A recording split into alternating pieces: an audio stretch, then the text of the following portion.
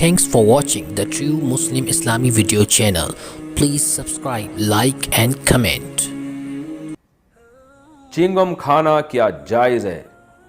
کیا چینگم کھانا جائز ہے یا نہیں؟ خالد صاحب انڈیا سے پوچھتے ہیں. بھائی چینگم کوئی کھانے کی چیز نہیں ہے، جائز ہے اگر اس میں حرام اجزاء نہیں ہے تو جائز ہے، لیکن وہ تو کھائی جاتی بھی نہیں، وہ تو چبائی جاتی ہے، چبا چبا کے پھینک دیتے ہیں. تو یہ جگالی کرنا تو بکریوں کا کام ہوتا ہے.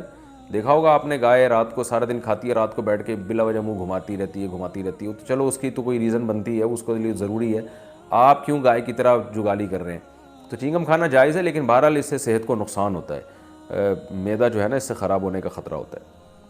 کیا جوانی میں موت اللہ کا عذاب ہے؟ اگر کسی کو جوانی میں موت مل جائے تو کیا یہ اللہ کا عذاب ہے یا نہیں؟ افتخار صاحب انڈیا سے. نہیں، یہ اللہ کا عذاب نہیں ہے. موت تو کسی بھی وقت آ سکتی ہے. بچے پیدا ہونے سے پہلے مر جاتے ہیں، کچھ پیدا ہونے کے بعد مرتے ہیں، آخرت میں والدین کے لیے ذخیرہ بن جاتے ہیں کچھ بالغ ہونے کے بعد. تو یہ کوئی اللہ کا عذاب نہیں ہے. ہاں، اگر خدا نخواستہ کسی گناہ کی سزا میں اللہ نے اس کو موت دی ہے تو پھر یہ اگر مسلمان کو موت دی ہے تو یہ اللہ کا عذاب ہے، لیکن اس کی وجہ سے اس کے آخرت کے عذاب میں پھر کمی ہوگی. حدیث میں آتا ہے کہ اللہ جب کسی کو گناہوں کی وجہ سے دنیا میں تکلیفیں دیتے ہیں تو آخرت کے عذاب کو پھر اس کے لیے کم کر دیتے ہیں.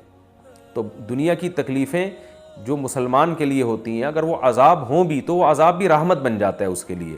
تو اس لیے مسلمان کے حق میں ہر قسم کی تکلیف یہ اللہ کی رحمت ہے، بشرطے کہ اس کو صبر کرنے کی توفیق مل رہی ہے، وہ واویلا نہیں کر رہا، اللہ سے شکایتیں نہیں کر رہا.